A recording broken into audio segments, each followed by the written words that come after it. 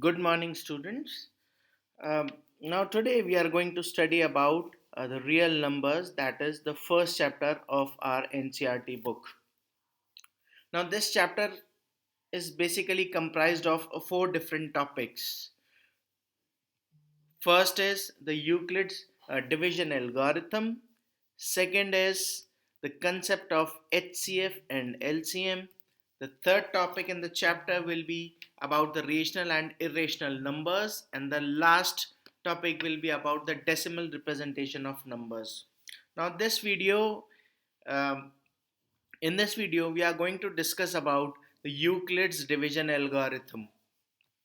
To start with, first of all, we should know what do you exactly mean by the Euclid's division algorithm.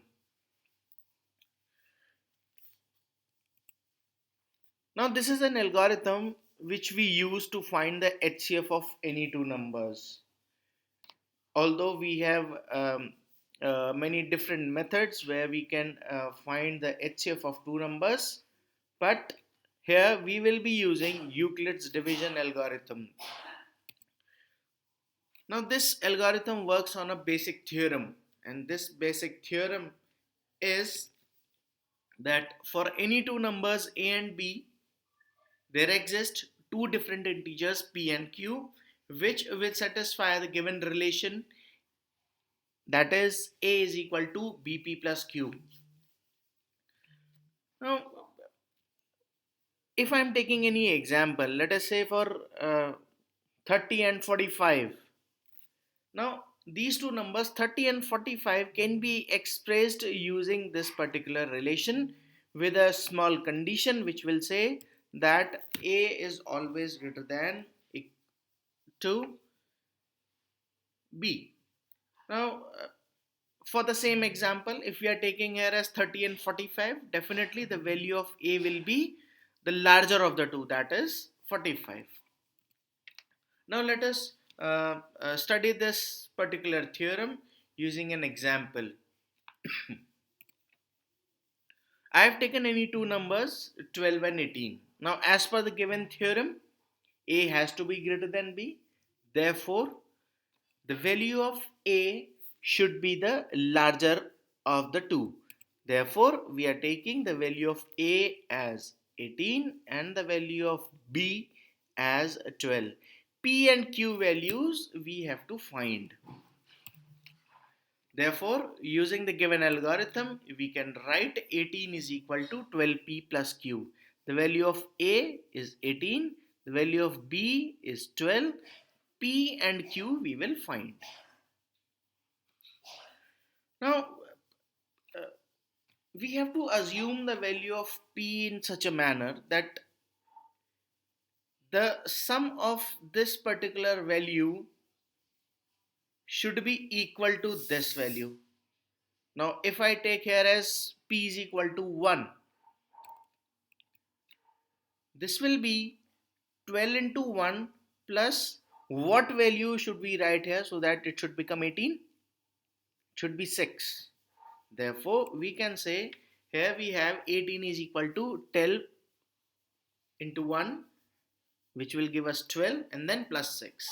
Now, we have to just assume this value of p in such a manner that the value of q that we are getting should be less than this. I repeat, we have to assume the value of p here in such a manner such that the value of q is less than the value of b. Now, I cannot assume here as 2, because as soon as I assume here 2, it will become 24. 24 plus some value, it cannot give you 18. Also, this has to be a positive value. We cannot take here as negative values. As soon as we write here as 0, it will be 0 plus 12 or 0 plus 18. But this 18 cannot be more than the value of this 12. Therefore, we can have only p is equal to 1 here. Now let us try to understand this again by another example. where I have taken the two numbers as 170 and 1845. Now, as per the given theorem, A has to be greater than B. Out of these two values, if A is the larger value, therefore the value of A will be 1845 and the value of B will be 170. This I have done. Now, according to this particular theorem, we can adjust the values here. We can write here as A as 1845 is equal to B. B means 170. The value of P and Q we have to find. For the value of P, I have taken here the value of P as 10. Now if I take the value of 1 here, this will be 170 and this remainder will be a very huge value, a very large value, and this value of Q cannot be more than the value of B, or in very easy words we can say we have to divide these two values. 1845 divide by 170, it will give you uh, uh, the first quotient as 10. Therefore I have taken here as 10, which will give you the remainder. If you will divide this 1845 by 170, you will get the quotient as 10 and the remainder as 145. So this is another way of expressing any division algorithm. That is why the name is division theorem. As soon as we divide 170 and 1845, we get the quotient here as 10 and the remainder here as Q. The division rule always says that the remainder has to be less than the value which is through which we are going to divide this. Fair? Now, next. Now, if the theorem is clear, we can easily understand how to go through this algorithm. Now let us find the HCF of the two numbers using this particular algorithm.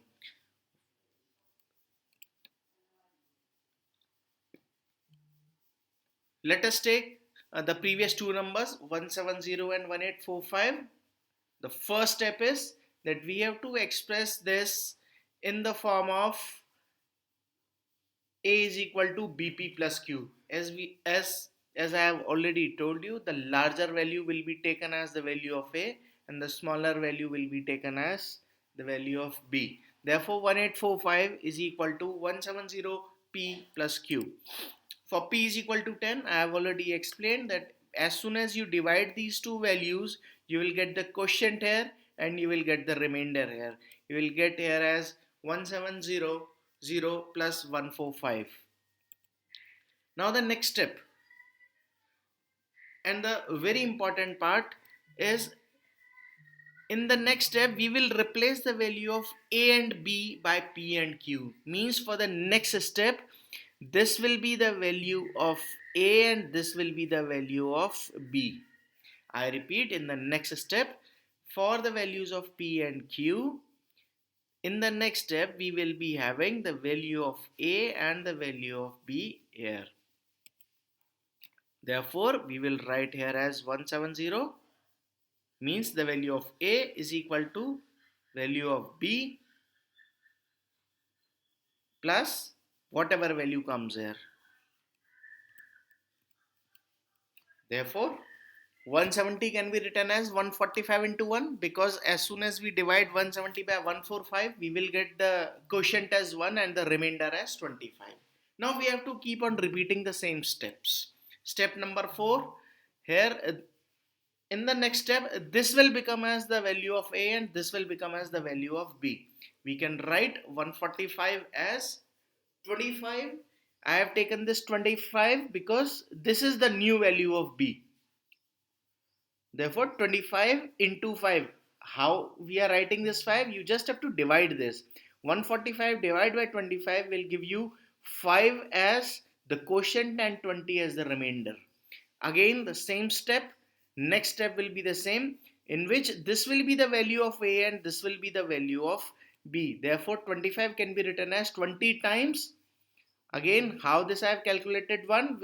I have just divided this two, where we will get the value of quotient here and the value of remainder here. We have to keep on repeating the steps until unless this remainder comes 0. Keep on repeating the same steps until unless this remainder comes 0, and in this last step we will get 20, because this is the value of a and this is the value of b for the next step. Therefore 20 is equal to 5 times what value we should write here. You just divide it, you will get the remainder here as 0. As soon as we get the remainder as 0, we will get the value of HCF. Now this will be the value of HCF where we will get the remainder as 0. Remember one thing, we have to repeat the following steps again and again until we get the final value of Q as 0. This is all about the Euclid's division algorithm. It will be much more beneficial if you practice more and more for such questions. Thank you. Stay healthy and stay safe.